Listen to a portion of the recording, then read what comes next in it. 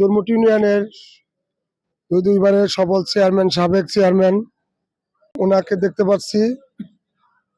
এই 17 বছরের যে নির্বাচনের প্রেক্ষাপট, এবারে নির্বাচনের প্রেক্ষাপটটা আর এই চিত্রটা যদি 17 বছরের সাথে আমরা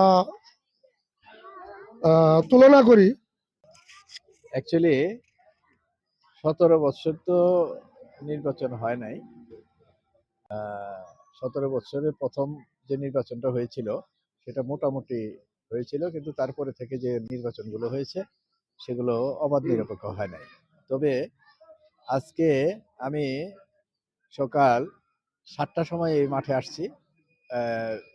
আমি এখানে নির্বাচন কেন্দ্র দেখলাম, জনগণ আইসে স্বতঃস্ফূর্তভাবে ভোট দিতেছে, এগুলো দেখলাম।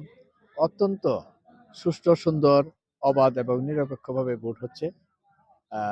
আমরা আমরাই শুধু অবলোকন করি নাই, আপনারাও দেখতে পারেন কেমন হচ্ছে। ধন্যবাদ সবাইকে। আসসালাম।